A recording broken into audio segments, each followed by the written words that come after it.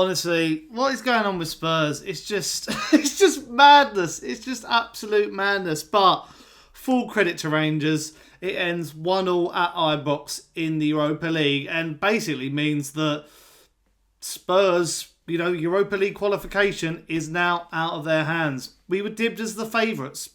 We should never be dibbed or predicted as favourites for any competition because we don't win anything.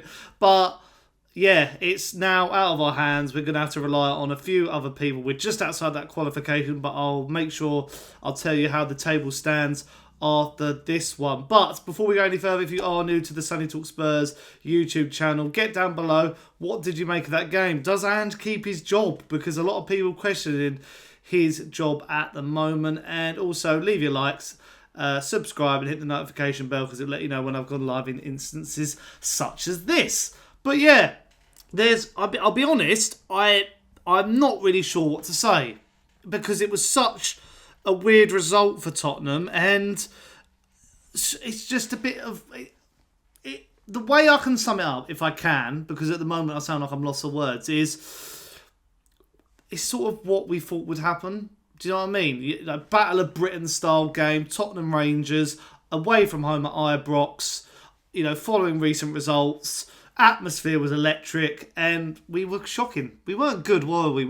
We had small moments of brilliance and we had to come and rely on Dejan Kulusevski to save the day practically again with an unbelievable finish. But Rangers were good. Rangers really were good. They could have really put us to the sword more, but that does then show the quality and the fitness of the Premier League compared to obviously the Scottish League. But I mean, the instances of defence, you could say, are, our Archie Gray playing at the back, Dragerson having to play again, Fraser Forster. But Fraser Forster was good.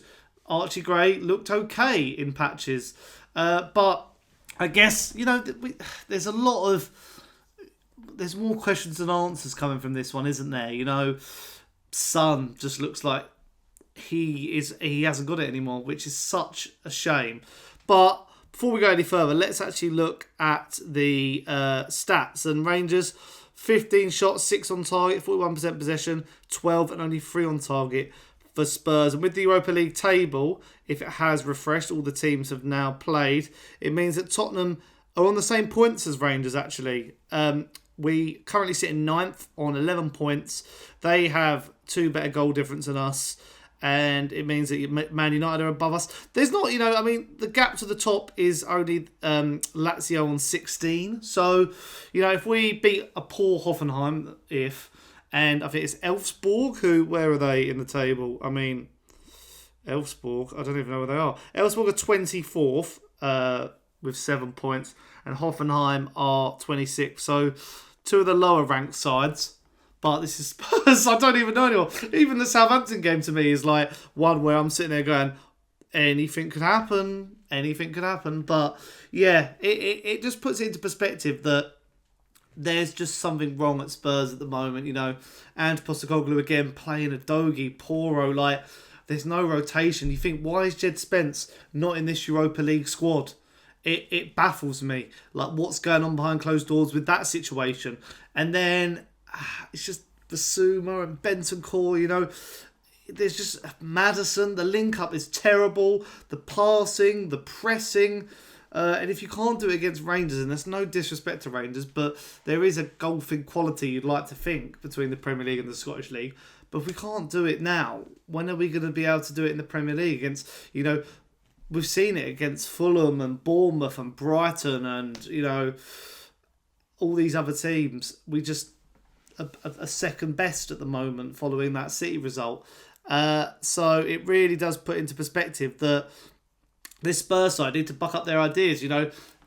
We've got a big run of fixtures. Luckily, there's no more Europa League action until the new year now, but we've got the Carabao Cup against Manchester United. We've got to play Liverpool very soon, Nottingham Forest, Southampton is going to be a big game now for Ange Postecoglou. If he loses or draws... I think what's going to come next. I think his time might be up at Spurs. And that's not what I want. It's not what I want whatsoever. But it's sort of at the moment there's not much else that can happen. You know, that game there, I was watching it, but my attention span was like, you know, not there.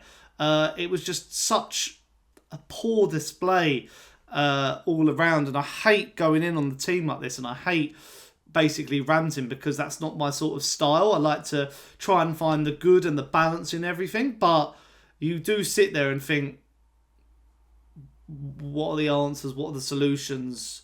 You know, how many games are we going to concede first? How many games are we going to concede in general? Why can't we keep clean sheets? Why can't we score from corners? Why can't we defend corners? You know, why can't we put 3 passes together?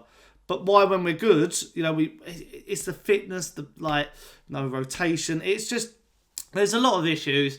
I always moan it's from Daniel Levy, but you know, it's a group effort. You have to take all 3, the board, the manager, and the players, and it's all, you know, out of kilter at the moment. It's all squiffed. So yeah, it makes you just think like we need to, you know, we really need to resolve these issues sooner rather than later. And we all know how busy the December run can be, and it's just so relentless on the players. I mean, having one fit senior centre back, it makes me think, do we start an Alfie Dorrington in the league? You know, Archie Gray I thought was okay, but he's not a natural centre back. He kept losing it when he was driving into midfield.